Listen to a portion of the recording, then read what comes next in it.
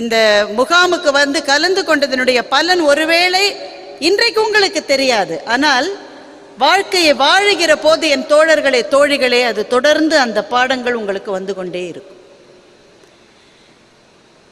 ராமகிருஷ்ணா அமைப்போடு எனக்கு இருந்த தொடர்பு என்பது என்னுடைய இளமை காலத்திலிருந்து இருப்பது. எங்கள் வீட்டில் எங்கள் அப்பா ஒரு படம் வச்சுருப்பார்.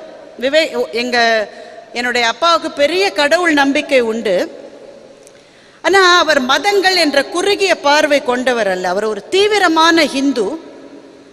ஆனால் அவர் பணியாற்றியது ஒரு முஸ்லிம் ஹையர் செகண்டரி பள்ளியில் தலைமை ஆசிரியராக 30 வருஷங்கள் அவர் பணியாற்றினார். அந்த பள்ளியிலே நூற்றுக்கணக்கான இஸ்லாமியர்களுக்கு நடுவிலே ஒரே ஒரு ஹிந்துவாக தலைமை ஆசிரியராக அவர் 30 வருஷம் பணியாற்றியிருக்கார். எங்களுக்கு 2 மதங்களும் இருவேறு பிரிவுகள் என்ற எண்ணத்தோடு எங்களை அவர் வளர்த்ததே கிடையாது. அந்த பள்ளிக்குள்ளே இருந்த ஒரு மசூதியையே எங்கள் அப்பா தான் டொனேஷன் வசூலித்து கட்டினார். நாங்கள் கேட்போம், என்னப்பா காலையில் எந்திரிச்சு பிள்ளையாரை கும்பிட்டுட்டு நல்ல வீபூதியை போட்டு போய் மசூதியை கட்டுறியப்பா, என்னப்பா துரோகம் இதுன்னு கேட்போம். எங்கள் அப்பா சொல்லுவார், மசூதியை கட்ட சொல்லி பிள்ளையார் தாம்மா எனக்கு கனவுல வந்து சொன்னாரும்பார்.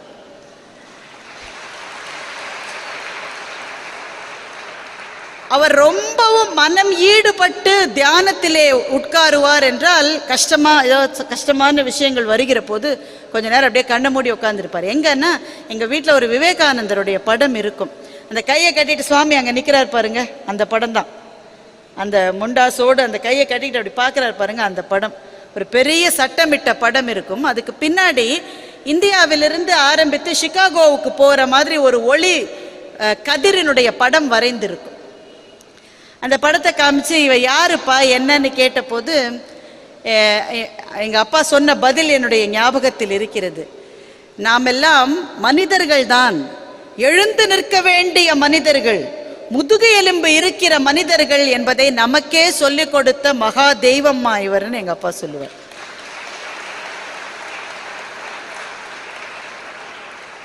கடவுள் மீது நம்பிக்கை இல்லாதவன் அல்ல, தன்னம்பிக்கை இல்லாதவன் தான் நாத்திகன் என்கின்ற மகத்தான வாசகத்தை இந்த உலகுக்கு அளித்து சென்ற அவருடைய வாழ்க்கையை பற்றி நீங்க அங்கங்க படிச்சிருப்பீங்க. ஆனா ரொம்ப முக்கியமா நீங்க தெரிஞ்சுக்க வேண்டிய விஷயம் என்னன்னா, அந்த செப்டம்பர் 11, 1893ஆம் வருஷம் சிகாகோவில் அந்த மாநாட்டில் சுவாமி உரையாற்றியதை பற்றி நீங்க எல்லாரும் கேள்விப்பட்டிருப்பீங்க. 7000 பேர் இருக்காங்க அரங்கத்தில். சுவாமி மேடைக்கு வந்து பேச போறாரு. சகோதரர்களே சகோதரிகளேன்னு உரையை துவங்குகிறார். கைத்தட்ட ஆரம்பிக்கிறாங்க. 3 நிமிஷம் அந்த அரங்கம் கைத்தட்டலால் அதிர்ந்து கொண்டே இருக்கிறது. ஒரே ஒரு வாசகம் தான் பேசியிருக்காரு. சகோதரர்களே சகோதரிகளேன்னு சொன்னதுக்கு 3 நிமிஷம் அந்த அரங்கம் கைத்தட்டலால் அதிர்ந்தது.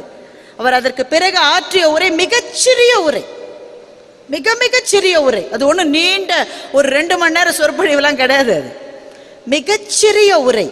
அவர் வைத்து சென்ற ஒரே செய்தி இதுதான்: எல்லா நதிகளும் கடலை சென்று சேர்வது போல எல்லா மதங்களும் இறைவன் ஒருவனையே சென்று சேரும் என்பதை உலகத்துக்கு எந்த நாடு சொல்லிக் கொடுத்ததோ அந்த நாட்டிலிருந்து நான் வருகின்றேன் என்று அந்த இடத்திலே இருந்து சுவாமி விவேகானந்தர் பேசினார்.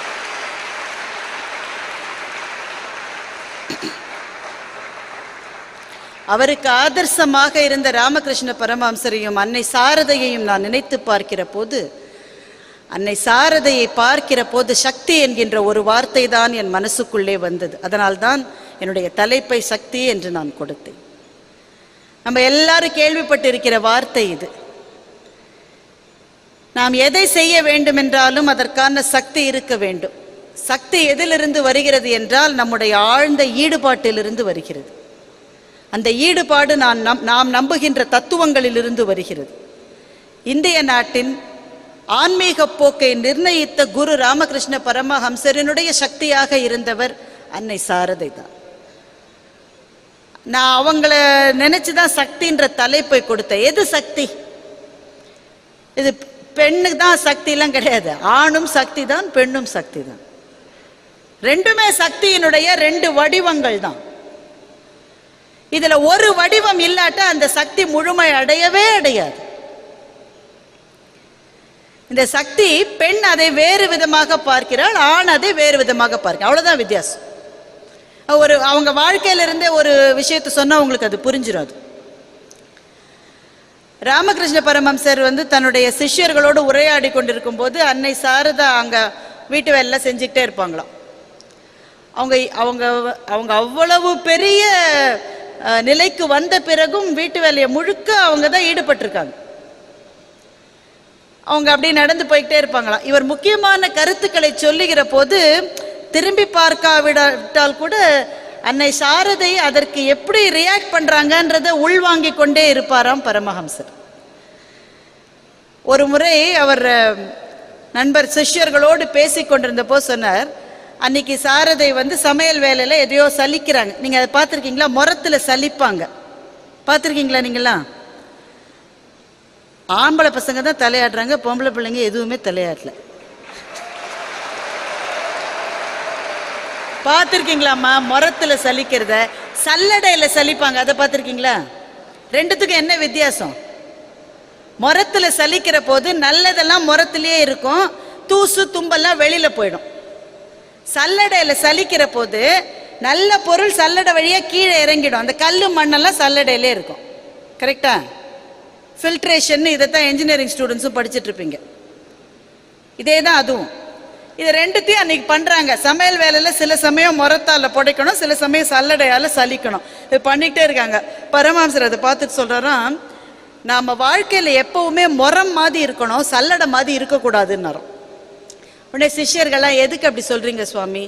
முரத்தை பாருங்களேன், நல்ல அரிசியை தண்டை வச்சுக்கிறது, தூசு தும்பெல்லாம் வெளியில அனுப்பிச்சிருது. இந்த சல்லடையை பாருங்களேன், முட்டாள் மாதிரி கல்லு மண்ணெல்லாம் வச்சுக்கிறது, நல்லவனெல்லாம் வெளியில அனுப்பிச்சிடுறது. நாம வாழ்க்கையில எப்பவுமே முரம் மாதிரி நல்லவங்களை நம்மோட வச்சுட்டு கெட்டவங்களெல்லாம் வெளியில அனுப்பிச்சிடணும்னு பரமஹம்சர் சொன்னாராம். உடனே சிஷ்யர்கள் இதை கேட்டு ஆஹா ஆகான்னு. ஆனா பரமஹம்சருக்கு ஏதோ ஒரு சின்ன அவர் திரும்பி பார்க்கல. ஆனா அவருக்கு தெரியுது, இதை அன்னை சாரதை இதை ஒத்துக்கிட்ட மாதிரி அவருக்கு அந்த வைப்ஸ் கிடைக்கல, அந்த ஃபீலிங் கிடைக்கல. உடனே திரும்பி பார்த்து அன்னையை கேட்கிறாரு, நீ என்ன சொல்ற இதை பத்தி அப்படின்னு கேட்கிறாரு. அவர் என்ன சொன்னாலும் முகமலர்ச்சியோடு அதற்கு புன்னகை மூலம் ஆமோதிப்பு சொல்லுகிற சாரதை அன்றைக்கு புன்னகைக்கவில்லை. சாரதா தேவி புன்னகைக்கல. அவங்க சொன்னாங்களாம், அது முறை என்ன சல்லடை என்ன, எதை வெளியில அனுப்புறது எதை உள்ள அனுப்புறது, எல்லாமே நம்ம பிள்ளைங்க, எதை வெளியில அனுப்ப முடியும், எல்லாத்தையும் நம்ம கூட தான் வச்சுக்கணும்ட்டாங்களாம். இதை கேட்ட பிறகு எனக்கு அவ்வளவு பரவசமா இருந்தது. ஒரு ஒரு ஒரு அம்மாவை தவிர வேற யார் இதை சொல்ல முடியும்? ஒரு தாய் தான் இதை சொல்ல முடியும். மிக அயோக்கியனாக எல்லாராலும் வெறுக்கப்படுகிறவனாக இருக்கிற தன்னுடைய மகனை மிக மிக நல்லவனாக இருக்கிற ஒரு மகனோடு சரி சமமாக வைத்து இருவரையும் ஒன்றே போல் பாசம் காட்டுவது ஒரு அம்மாவை தவிர வேறு யாருக்கும் சாத்தியம் கிடையாது.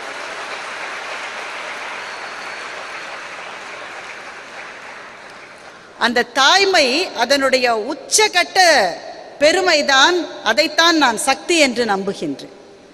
அதிலிருந்து தான் அவளுக்கு சக்தி வருகிறது. நீங்களே யோசிச்சு பாருங்களேன், உங்க அம்மா வீட்டில் எவ்வளவு வேலை செய்யறாங்க, உங்க ஒவ்வொருவரின் அம்மாவும் எவ்வளவு வேலை செய்யறாங்க. அப்பாக்களினுடைய வேலைக்கு ரிட்டையர்மெண்ட் உண்டு, அம்மாக்களினுடைய வேலைக்கு ரிட்டையர்மெண்ட்டே கிடையாது. கடைசி மட்டும் ரிட்டையர்மெண்ட் கிடையாது. இது அப்பா ரிட்டையர் ஆகிட்டு வந்தா வேலை 2 மடங்கு ஆயிடும் அம்மாவுக்கு. அந்த ஆள் ஆஃபீஸ்க்கு போயிருந்தா ஒரு 8 மணி நேரம் தொல்லை இல்லாமல் இருக்கும். ரிட்டையர் ஆகி வந்துட்டு ஃபுல் டே என்கேஜ்டு. எங்கிருந்துங்க அந்த சக்தி வருது? அவங்கள பார்த்தா என்ன பயங்கரமா சாப்பிட்டு நல்ல ஜிம்முக்கெல்லாம் போய் உடம்ப தேத்தி காலையில வாக்கிங் போய் அப்புறம் நியூட்ரிஷியஸ் ஃபுட் அந்த கேலரியை எண்ணி சாப்பிடுவாங்களே, அப்படி இல்லாம சாப்பிட்றாங்க நம்ம அம்மாக்கள். பாதி சமயம் நீங்க காலேஜ் போகும்போது குடிச்சிட்டு பாக்கி வச்சுட்டு போன ஒரு ஒரு அரை டம்ளர் பாலை தானே சாப்பிட்றாங்க. நீங்க உங்களுக்கு ஒரு இட்லியை கொடுப்பாங்க, இன்னைக்கும் இட்லியா நீ விளங்கவே மாட்டேன்னு திட்டிட்டு அப்படியே பாக்கி வச்சுட்டு போறீங்கல்ல, நின்ன மாத்திரத்தை அதுல வாயில போடுறாங்களே, அவ்வளவுதான். ஏன்னா அதையும் வேஸ்ட் பண்ணக்கூடாது அப்படின்னு அவங்களுக்கு ஒரு முட்டாள்தனமான ஒரு எண்ணம், அவ்வளவுதான். எங்கிருந்து அந்த சக்தி வருகிறது? நீங்க சாரதா தேவியினுடைய படத்தை பார்க்கிற போது அவ்வளோ ஃப்ரெயில் ஃப்ரேம், சக்தியே இல்லாத ஒரு பெண் மாதிரி இருக்கும். ஆனா அவர்களுடைய ஒரு நாளினுடைய ஸ்கெட்யூலை கேட்டால் நமக்கு தலையே சுத்திடும். 3 மணிக்கு எழுந்துப்பாங்களாம், மதியம் 1 மணி நேரம் படுக்கும் போதும் சிஷ்யர்கள் விடாம சுத்தி நின்றுட்டு அம்மா இது என்ன பண்ணுறது, அம்மா இது என்ன பண்ணுறதுன்னு கேள்வி கேட்டுக்கிட்டே இருப்பாங்களாம். பிறகு இரவு 11 மணி வரை உழைப்பு உழைப்பு உழைப்பு. எங்கிருந்து வருகிறது அந்த சக்தி? ஒரே ஒரு விஷயந்தாங்க, நாம் செய்கிற வேலை படிக்கிறதா, வீட்டு வேலையா, பெருக்கிற வேலையா, கம்ப்யூட்டரில் வேலையா, கன்ஸ்ட்ரக்ஷன் சைட்டில் என்ன வேலை, டீச்சர் வேலை, என்ன வேலை வேணா இருக்கட்டும், இந்த வேலை நமக்கு கடவுளால் கொடுக்கப்பட்ட ஒரு பணி. இந்த பூமியில் வாழ்வதற்காக நாம் செலுத்த வேண்டிய ஒரு வாடகை. அதை எவ்வளவு வேலை கொடுக்கப்பட்டாலும் ஒரு உள்ளத்தின் பரிசுத்தத்தோடு அதை செய்ய ஆரம்பிக்கிற போது, இதுதான் என்னுடைய பணி, இதை நான் செய்யத்தான் வேண்டும் என்று நம்பி செய்ய ஆரம்பிக்கிற போது சக்தி என்பது தானாகவே கிடைக்கிறது. இதுதான் அன்னை சாரதா நமக்கு சொல்லுகிற மகத்தான தத்துவம் என்று நான் நினைக்கின்றேன். செய்யற போது 1008 பிரச்சனைகள் நமக்கு வரும். 1008 பிரச்சனைகள் வரும். அன்னை சாரதா அவனுடைய வாழ்க்கையிலே எனக்கு ரொம்ப பிடிச்ச ஒரு கதை உண்டு. அவங்க தட்சிணேஸ்வரத்தில் இருக்கிற போது சிஷ்ய கோடிகள்லாம் காலில் விழுந்து வணங்கி அவங்கள அப்படியே ஒரு பெரிய மாதாவினுடைய லெவலில் வச்சுருப்பாங்க. அவங்க சில சமயம் தன்னுடைய தாய் வீடான ஜெயராம்பாடிக்கு போகிற போது அந்த வீட்டில் எல்லா வேலையும் அவங்க தான் செய்வாங்க. அம்மா வீட்டுக்கு போகிற போது தம்பி குழந்தைகள்லாம் அவங்கள கண்ணாப்பின்னு திட்டுவாங்களாம். நல்ல சண்டை பிடிச்சிருக்காங்க. நம்ம வீட்டிலலாம் சண்டை நடக்கிற மாதிரி அவங்கள போட்டு ஏசி சண்டை பிடிச்சிருக்காங்க. அப்போ கூட போன சிஷ்யர் கேட்டாராம், தாயே நீங்கள் யாரு, உங்கள் மகத்துவம் என்னன்னே தெரியாமல் இவங்கெல்லாம் உங்களோட சண்டை பிடிக்கிறாங்களே, இவங்களெல்லாம் ஏன் பொறுத்துட்டு இருக்கீங்கன்னு சொல்லி கேட்டாராம். அப்படி பார்த்தா அன்னை சாரதை அந்த மரத்துக்கு கீழே பராசக்தியினுடைய தோற்றத்தோடு அவர் கண்ணுக்கு காட்சி தந்தாள். அன்னை சாரதை சொல்ற, இந்த உலகம் இப்படித்தான் இருக்கும், சண்டைகள் இருக்கும், பூசல்கள் இருக்கும், பிரச்சனைகள் இருக்கும். இதுக்கு நடுவுல உன்னால உன்னுடைய வேலையை எவ்வளவு சிறப்பாக செய்கிறதோ அதை செய்து முடிச்சுட்டு போயிட்டே இருக்கணும், இவ்வளவுதான் வாழ்க்கை என்று அன்னை சாரதை சொன்னதை அவர் பதிவு செய்திருக்கின்றார். அவ்வளவுதான், அவ்வளவே தான். நம்ம சுத்தி இருக்கிற சண்டைகளை, அதுவும் இந்த இளமை பருவத்தில் உங்களுக்கு உங்களோட வேலை என்ன, நீங்க படிக்க வேண்டியது, அடுத்த கட்டத்துக்கு போக வேண்டியது, அதை செய்ய முடியாதபடி ஏகப்பட்ட தடைகள் வரும். இங்க எல்லாருமே இங்க பள்ளி மாணவர்கள் இருக்கிறீர்கள், இருந்தாலும் நீங்கள் வளர்ந்து வருகிற குழந்தைகள். உங்ககிட்ட ஒளிவு மறைவில்லாமல் பேசத்தான் நான் இங்கே வந்திருக்கிறேன். சும்மா வார்த்தை ஜாலங்களை சொல்லிவிட்டு போவது என்னுடைய வேலை என்று நான் நம்பவில்லை. ஒளிவு மறைவில்லாமல் உங்களிடம் பேச வந்திருக்கிறேன். உங்களுடைய வேலையை செய்வதிலே உங்களுக்கு இருக்கிற தடைகள் 2. மிகப்பெரிய ஒரு தடை அலட்சியம். 2வது தடை வெளி உலகத்திலிருந்து வருகிற அந்த கவர்ச்சிகள். இது 2 தான். அலட்சியம்னா எல்லாத்துலயும் அலட்சியம், எல்லாத்துலயும் அலட்சியம். முதல்ல அம்மாவை பார்த்தா ஒரு அலட்சியம் உண்டு. சும்மா இல்லைன்னா தலையெல்லாம் ஆட்டாதீங்க, எனக்கு தெரியும். அம்மாவை பார்த்தா பயங்கரமான அலட்சியம். ஒரு பையன் சொல்கிறான், எங்கள் அப்பா எங்கள் அம்மாவுக்கு ஒரு செல்ஃபோன் வாங்கி கொடுத்துருக்காருடா மச்சான், சுத்த வேஸ்ட்டுடா. அந்த ஃபோனில் பச்சை பட்டனை அமுத்தி பேசணும்னு எங்கள் அம்மாவுக்கு சொல்கிறதுக்கே 2 நாள் ஆச்சு எனக்கு. அதில் எஸ்எம்எஸ் டிங் டிங்குன்னு சத்தம் வருதுடா, எங்கள் அம்மா ஃபோன் எடுத்து ஹலோன்னு எடுத்து பேசிக்கிட்டே இருக்குடா அப்படின்றான். அந்த பையனும் இந்த தம்பியும் 2 பேரும் சேர்ந்து சிரிக்கிறாங்க. இதை நம்ம செய்கிறோமா இல்லையா? நிச்சயம் செய்கிறோம். இந்த அம்மா மொபைல் ஃபோன் கடையில் போய் ஃபோன் வாங்கும்போதே அந்த கடைக்காரர்கிட்ட சொல்கிறது, எனக்கு ஃபோன் வர்ற போது கௌசல்யா சுப்ரஜா அந்த பாட்டை எனக்கு வச்சு கொடுத்துருங்கன்னு கேட்டு அவனே அதை செட் பண்ணிட்டான். இது அடுத்த நாள் எடுத்துக்கிட்டு பஸ்ஸில் போகுது.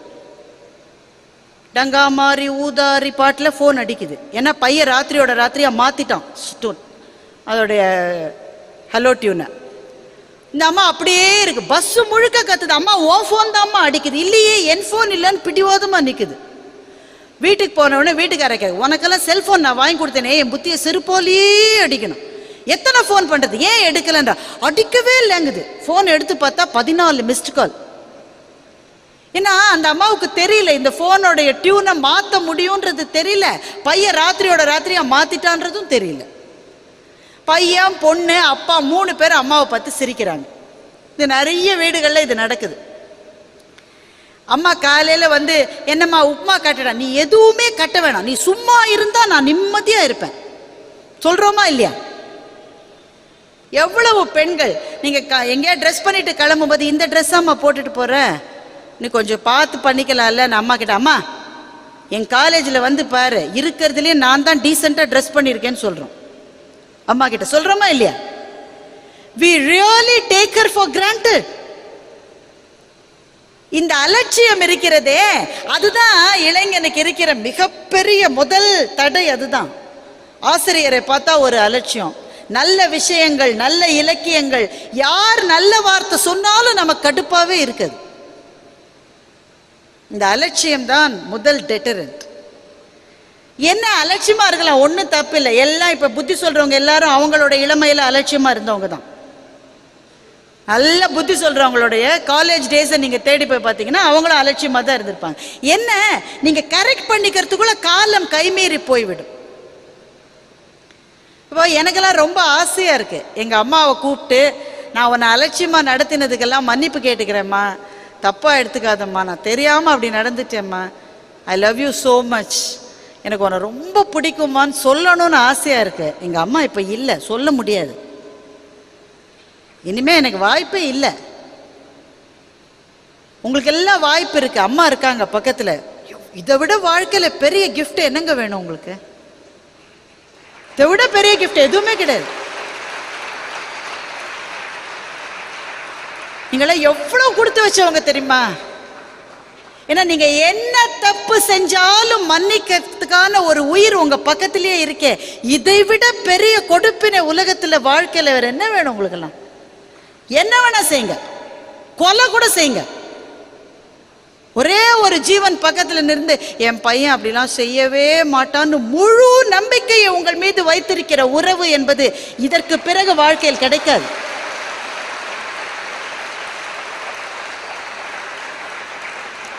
அலட்சியப்படுத்தாதீங்க, உறவுகளை அலட்சியப்படுத்தாதீங்க. வயசான ஒரு சித்தப்பா வீட்டுக்கு வருவார், வந்துட்டாரா, தினம் ஒவ்வொரு வாரமும் ஒரு வாழைப்பழத்தை தூக்கிட்டு வர்றார், தொல்லை பொறுக்க முடியலன்னு உங்க மனசுக்குள்ள தோணும். ஆனா இந்த உறவுகள் இருக்கே பாவம், அவங்க உங்களை மாதிரி நாகரீகமற்றவர்கள். ஆனா நாளைக்கு உங்களுக்கு ஏதாவது ஒரு அடிபட்டு கீழே விழுந்துட்டீங்கன்னு வைங்களேன், அந்த மனுஷன் அடிச்சு பிடிச்சிட்டு ஹாஸ்பிட்டலுக்கு ஓடி வருவார் சார். அந்த பாசம் துடிக்கும். உறவுகளை அலட்சியப்படுத்தாதீர்கள். அதே மாதிரி உங்களுடைய பள்ளி கல்லூரியில் எந்த டீச்சராவது அட்வைஸ் பண்ணால் நம்ம கடுப்பாக இருக்கும். வந்துட்டாருடா அட்வைஸ் பண்ணுறதுக்கு, பார்த்த உடனே எரியும் நமக்கு. என்ன, கல்லூரி மட்டும்தான் இந்த அட்வைஸ் எல்லாம் கிடைக்கும். நாளைக்கு நீங்கள் வேலைக்கு போயிட்டீங்கன்னா ஒரு பையன் அட்வைஸ் பண்ண மாட்டோம். ஆனால் உங்களுக்கான குழிகளை அவர்கள் வெட்டி கொண்டே இருப்பார்கள். அதுலேருந்து காப்பாற்றி பள்ளம் இருக்கு பார்த்து பார்த்து பார்த்து அப்படிவான்னு சொல்லிட்டு போகிறதுக்கு ஆசிரியர்கள் கல்லூரியோட முடிஞ்சிருவாங்க. அதுக்கு பிறகு வாழ்நாள் முழுக்க மென்டர்ஸ் கிடைக்க மாட்டாங்க. ரொம்ப ஃப்ரெண்டுன்னு ஒருத்தனை நினச்சிக்கிட்டே இருப்பீங்க, அவன் தான் உங்களை பற்றி உங்கள் பாஸ் கிட்ட போட்டு கொடுத்துருப்பான். இது எல்லாம் நாளைக்கு நடக்கும். ஆனால் ஆசிரியர்களை அலட்சியம் செய்யாதீர்கள். அதை விட ரெண்டாவது விஷயம், உங்களுக்கு இருக்கிற தடை, உங்கள் சக்தியை உறிஞ்சுகிற தடை என்ன தெரியுமா? ஒன்னே ஒண்ணுதான், வெளி உலகத்திலிருந்து வருகிற கவர்ச்சிகள். எவ்வளோ கவர்ச்சி, ஐயோ அப்பா!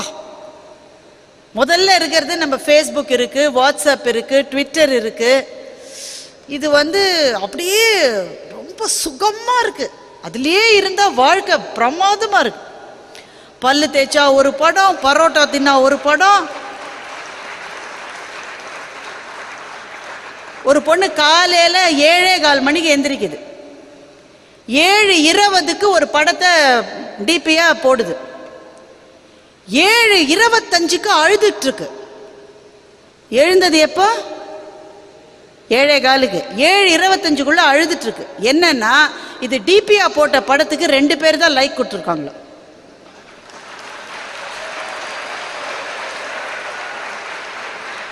இது வாழ்க்கையில எவ்வளவு பெரிய பிரச்சனைன்னு யோசிச்சு பாருங்க.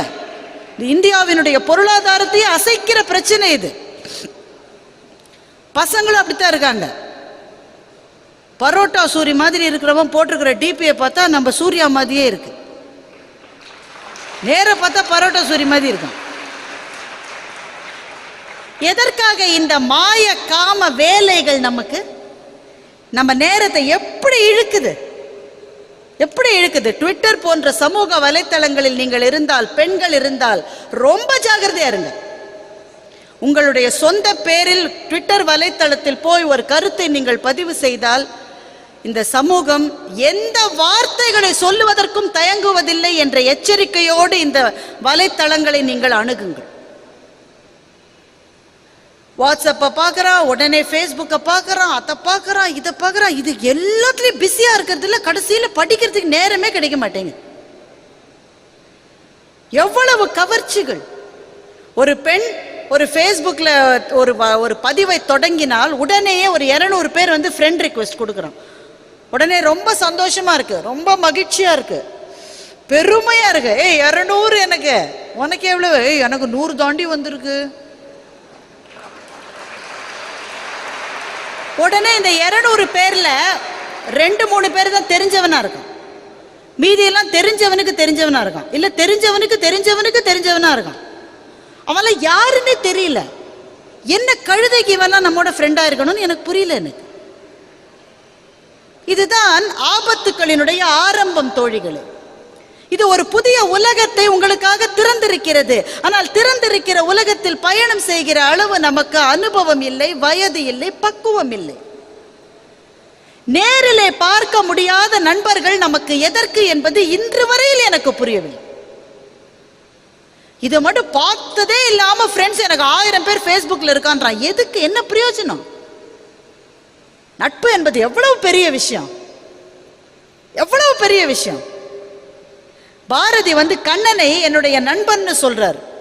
உள்ளத்தில் கர்வம் கொண்டு ஒரு வார்த்தை சொல்லிடில் ஓங்கி அடித்திடுவான். அவன் எப்படிப்பட்ட ஃப்ரெண்டு தெரியுமா? உள்ளத்தில் கர்வம் கொண்டு ஒரு வார்த்தை சொன்ன போதிலில் ஓங்கி அடித்திடுவான். நகுதற் பொருட்டன்று நட்பு மிகுதிக்கண் மேற்சென்று இடித்தற் பொருட்டுன்னு வள்ளுவர் இதை எழுதினார். ஃப்ரெண்டுனா எதுக்குடா? சும்மா கூட சேர்ந்து கேக்கன்னு சிரிக்கிறதுக்கா? இல்ல, நான் தப்பு செய்ய போது அவன் என்னை திருத்தணும், அவன் என்னை அடிக்கணும், அவன். அதுதான் ஃப்ரெண்டு. ஃபேஸ்புக்கில் இருக்கிற ஃப்ரெண்டு எவனும் இதை செய்ய மாட்டான். சூப்பர் ஜி அப்படின்னு உடனே ஒரு கமெண்ட் போடுவான், மச்சான் சூப்பர்டா. இந்த மாதிரி நம்மை நாமே உயர்த்தி கொள்வதற்கான செயற்கையான நண்பர்கள் எதற்கு? இது இப்படிதான் ஆரம்பிக்குது. இது ஆரம்பிப்பது மாறி மாறி மாறி மாறி மாறி மாறி தகவல்கள் பரிமாற்றத்துக்கு பிறகு உருவத்தை பற்றி ஒரு கமெண்ட் அவன் சொல்லுவான், நீ ரொம்ப அழகா இருக்க. இதற்கு பிறகு என்ன பிரச்சனை வரும் என்று நான் சொல்லி நீங்கள் தெரிந்து கொள்ள வேண்டாம். இது எதற்கு? இதற்கு நம்முடைய நேரத்தை அப்படியே கவர்ந்து கொள்ளுகிற 2 விஷயங்கள், அலட்சியமும் வெளி உலகத்திலிருந்து வருகிற இது போன்ற அழைப்புகளும் தான். நமக்கென்று ஒரு பாதை இருக்கிறது, அந்த பாதைக்கான ஒரு லட்சியம் இருக்கிறது, ஒரு கனவு இருக்கிறது. இந்த கனவு உங்களுடைய கனவு அல்ல, உங்கள் தாய் தந்தையனுடைய கனவு, நீங்கள் படிக்கிற கல்லூரியினுடைய கனவு, பள்ளியினுடைய கனவு. இந்த கனவில் தொடர்ந்து பயணம் செய்ய வேண்டும் என்றால் பல விஷயங்களை உதைச்சு தள்ளணும். தைரியமா உதைச்சு தள்ளுங்க, ஒன்றும் ஆயிடாது. ஒரு வாரம் ஃபேஸ்புக்கே போய் பார்க்கலன்னா உலகம் ஒண்ணுமே ஆகாது, அதே மாதிரி போயிட்டே இருக்கும். நீங்கள் செய்ய வேண்டியது என்னவென்றால், ஃபேஸ்புக்கிலும் வாட்ஸ்அப்பிலும் நீங்கள் செலவழிக்கிற நேரத்தை முழுவதுமாக ஒதுக்கிவிட்டு அந்த நேரத்தில் செய்தித்தாட்களை முழுமையாக படிப்பதை ஒரு பழக்கமாக வைத்துக் கொள்ளுங்கள். அதுதான் முக்கியம். இப்ப இந்த கூட்டத்திலே இருக்கிற இவ்வளவு பேரில் ஒரு 10 பேரை எழுப்பி டிமானிட்டைசேஷன் பற்றி, ப்ரோஸ் அண்ட் கான்ஸ், அதில் இருக்கிற நல்லது என்ன, அதில் இருக்கிற நல்லது அல்லாதது என்ன என்று நான் பேச சொன்னால் உங்களில் எவ்வளவு பேரால் பேச முடியும் என்று எனக்கு தெரியவில்லை.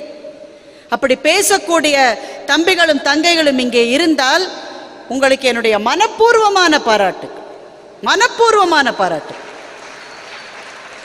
ட்ரம்ப் எலெக்ட் ஆயிருக்காரு, இதனால இந்தியாவுக்கு நன்மையா தீமையா அப்படின்றத பத்தி நீ 2 நிமிஷம் பேசணும். நன்மைன்னு 2 நிமிஷம் பேசு, தீமைன்னு 2 நிமிஷம் பேசு. எந்திரு. யாரால பேச முடியும்? எவ்வளவு பேரால பேச முடியும்? தைரியமா எந்திரிச்சு பேசக்கூடிய சக்தி உங்களுக்கு இருக்கிறதா? உண்டு. தயாரிப்பு இல்லை. இதுக்கு படிக்கணும். காலையில எந்த ஆங்கில செய்தித்தாளையும் தமிழ் செய்தித்தாளையும் அதில் எங்கெங்க டைம்? எந்திரிச்சா பல்லு விளக்கவே எங்களுக்கு டைம் இல்லை, காலேஜுக்கு போக வேண்டியிருக்கு என்றால் உங்களுக்கு ஜவஹர்லால் நேருவை நான் ஞாபகப்படுத்துகிறேன்.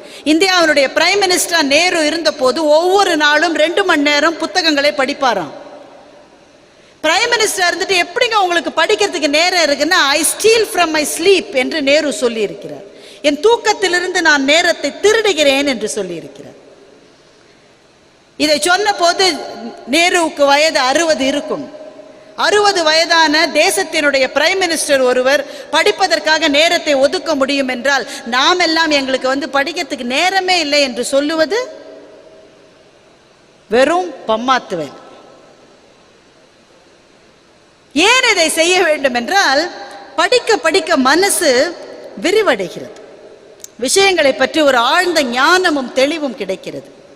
இன்றைக்கு பாருங்களேன், உலகத்திலே பெரிய பெரிய நியூஸ் எல்லாம் வந்துகிட்டே இருந்தது. டிமானிட்டைசேஷன் பத்தி வந்திருக்கு, ட்ரம்புடைய வெற்றியை பத்தி வந்திருக்கு. இந்த செய்திகள் பேசப்பட்ட அளவுக்கு வலைத்தளத்திலே இன்னொரு செய்தி பேசப்பட்டது. இதெல்லாம் ரொம்ப பெரிய செய்தி. இந்த அளவு இன்னொரு செய்தி பேசப்பட்டது வலைத்தளத்தில். என்னவென்றால், கோயம்புத்தூரிலே இருக்கிற 20 ரூபாய் டாக்டரினுடைய மரணம் அதே அளவு பெரிய அளவிலே பேசப்பட்டது.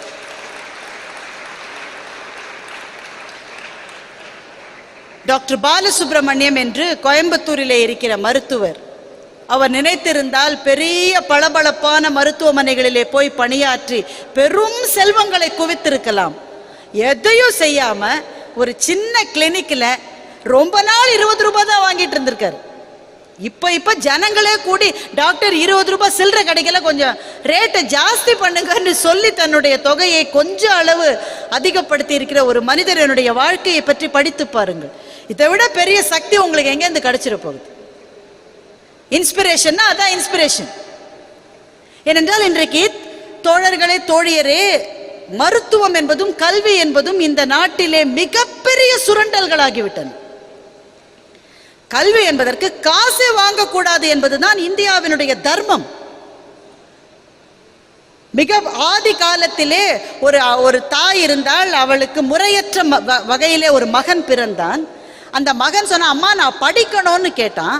அப்பா பேர் தெரியாதவங்களுக்கு படிக்கிறதுக்கு விடமாட்டாங்கடா, எந்த ரிஷியனுடைய ஆசிரமத்திலையும் உன்னை சேர்த்துக்க மாட்டாங்க என்று அந்த அம்மா சொன்னாள். இவன் சொன்னா, இல்லம்மா எனக்கு படிக்கணும்னு ஆசையா இருக்கு, என்னை எப்படியாவது சேர்த்து விடு. நான் உடனே அம்மா சொன்னா, நீ போய் இந்த ரிஷியிடம் போய் சொல். என்ன சொல்லுவது? உன் பேர் சத்தியகாமன் என்று சொல். சத்தியகாமன் ஆகிய உனக்கு அப்பா யார் என்று கேட்பார்களே, அம்மா எனக்கு பதில் தெரியவில்லையே, எனக்கு அப்பா யார் என்றது தெரியாது, என்னுடைய அம்மாவினுடைய பெயர் ஜபாலி, என்னை நீங்கள் சேர்த்து கொள்ளுங்கள் என்று கேள் என்று தாய் அனுப்புகிறார். 7 வயது பையனான சத்தியகாமன் ஒரு ரிஷியினுடைய ஆசிரமத்துக்கு போய் எனக்கு கல்வி சொல்லிக் கொடுங்கள் என்று கேட்கிறான். உன் தகப்பன் யார் என்று ரிஷி கேட்கிறார். தெரியாது, என் பெயர் சத்தியகாமன், என் தாயினுடைய பெயர் ஜாபாலி, எனக்கு கல்வி பிச்சை இடுங்கள் என்று கேட்கிற போது, சத்தியகாமன் என்ற பெயருக்கு ஏற்றாற் போல நீ உண்மையையே சொன்னாய், உனக்கு நான் கல்வி கற்பிக்கிறேன் என்று ஒரு காசு குருதட்சணை வாங்காமல் அவனை தன் மாணவராக அந்த ரிஷி சேர்த்து கொண்டார் என்று இந்த நாட்டினுடைய வேதங்கள் சொல்லுகின்றன. ஆனால் இன்றைக்கு கல்வி, எஜுகேஷன் இஸ் வெரி காஸ்ட்லி. மருத்துவம் அதைவிட காஸ்ட்லி. எவ்வளவு காஸ்ட்லி இன்னைக்கு. இந்த 2 விஷயங்களும் தான் காசு அடிப்பதற்கான மிகப்பெரிய விஷயங்கள் இருக்கிற போது, உங்கள் மண்ணிலே இந்த கோயம்புத்தூரிலே வசிக்கிற ஒரு மருத்துவர் எப்படி மாற்றி யோசித்தார்? வருகிற ஏழைகளினுடைய பார்த்து, ஐயோ இவங்கள்ட்ட போய் எனக்கு 1000 கொடு 500 கொடுனா என்ன? முதல்ல 1000 கிடையாது 500 கிடையாது, இப்ப அது வேற விஷயம். என்னத்தை கொடுப்பாங்க இவங்க? எதை கொடுக்க முடியும் இவர்களால் என்று தன்னுடைய அன்பை கொடுத்து பதிலுக்கு அவர்களுடைய நம்பிக்கையை பெற்றுக்கொண்டாரே ஒரு மருத்துவர். அவரினுடைய சக்தி தான் உங்களுக்கு வழிகாட்ட வேண்டிய ஒளி விளக்கு. மாணவர்கள், அதுதான் உங்களுக்கு வழிகாட்ட வேண்டிய ஒளி விளக்கு. உங்களை சுற்றி இருக்கிற உலகத்தில் நிறைய பேரினுடைய சக்தியிலிருந்து நீங்க யூ கேன் டிரா இன்ஸ்பிரேஷன். உங்களுடைய தாயின் சக்தியிலிருந்து, தகப்பனின் சக்தியிலிருந்து, உங்கள் ஆசிரியர்களின் சக்தியிலிருந்து எல்லாவற்றிலும் நீங்கள் எழுந்து நிற்க முடியும்.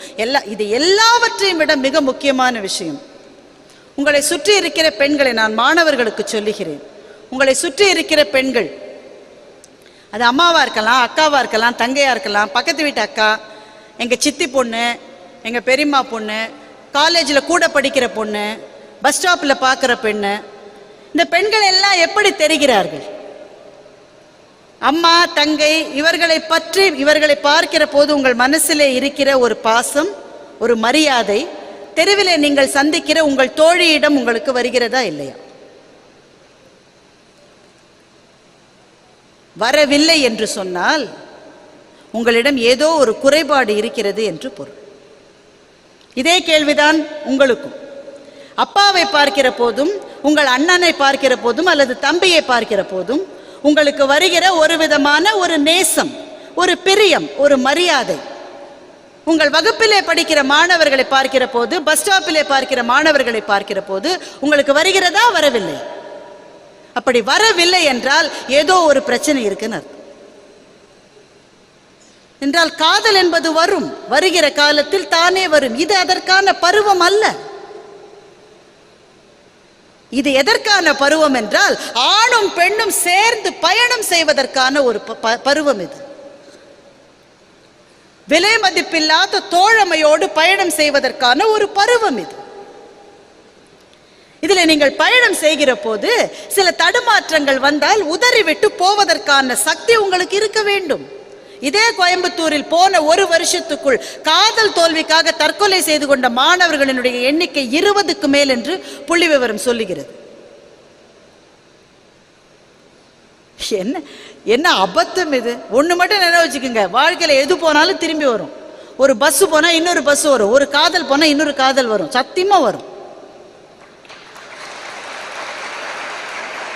திரும்பி வராத ஒரே விஷயம் வாய்ப்பு, காலம், நேரம். இதெல்லாம் திரும்பி வராது.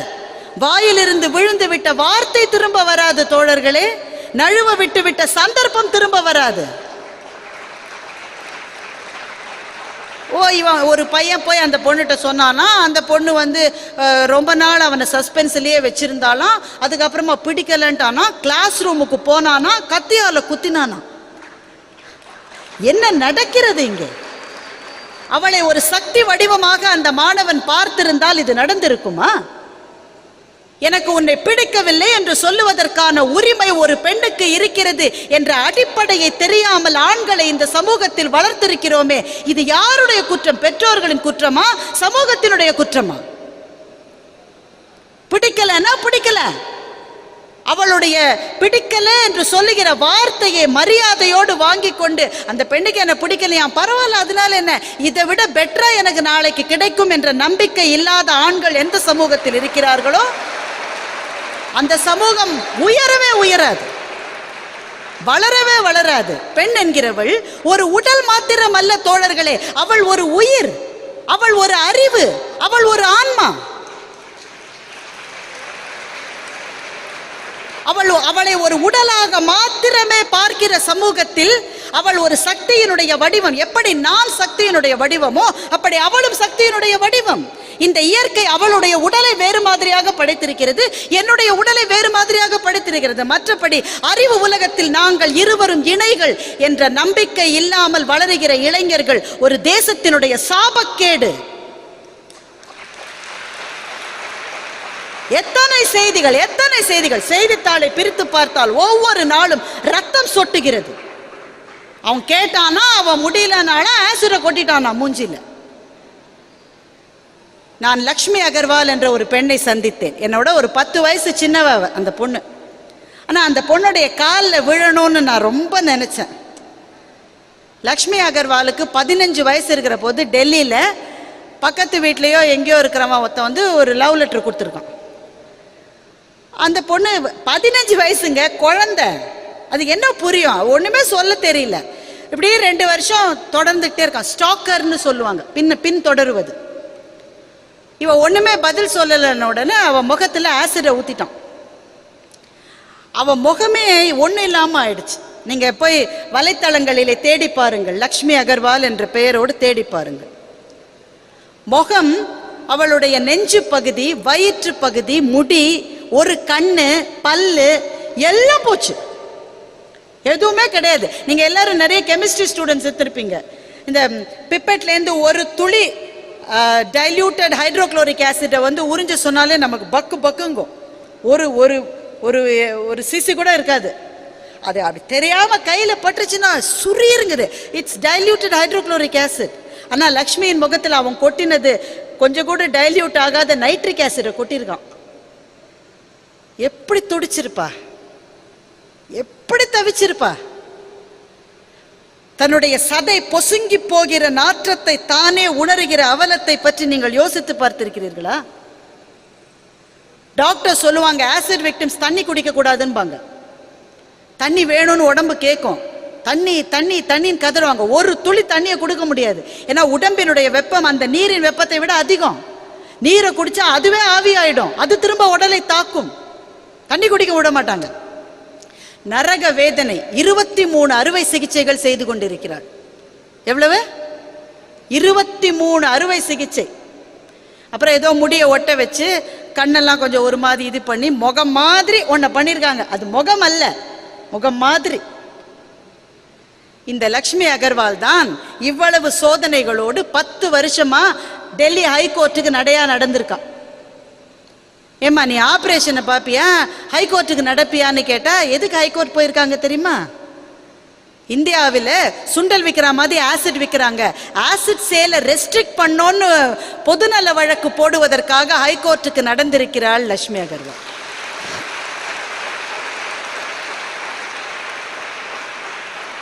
என் அன்பான மாணவர்களே, மாணவிகளே, நான் இதற்கு மேல் பேசுவதற்கு எதுவும் இல்லை. எது சக்தி? எது சக்தி? லக்ஷ்மி அகர்வாலினுடைய மனசுக்குள்ளே இருந்ததே அதுதான் பராசக்தியினுடைய பரிபூரணமான சக்தி. பரிபூரணமான சக்தி.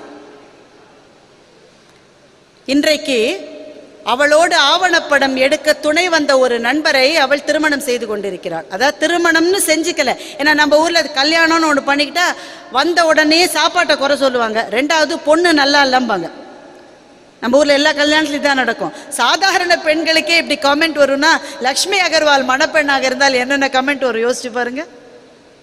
அதனால கல்யாணம்னு பெருசா செஞ்சுக்கல. ஆனால் இல்லற வாழ்க்கை குழந்தையோடு நடத்துகின்றாள். ஒரு குழந்தை அவளுக்கு இருக்கிறது. அவள் என்கிட்ட என்ன சொன்னா தெரியுமா? உங்க வாழ்க்கையில எது ரொம்ப ரொம்ப சேலஞ்சிங் மொமெண்ட் எதுன்னு நான் கேட்டேன். எப்போ ரொம்ப பயமா அந்த ஆசிட் கொட்டின உடனே? அவங்க அதெல்லாம் சொல்லல. அவங்க என்ன சொன்னாங்க, ஆசிட் கொட்டின அப்புறம் நான் டெல்லி தெருவில் நடந்து போனா என்னை பார்த்து எல்லா குழந்தைகள்லாம் அழும்.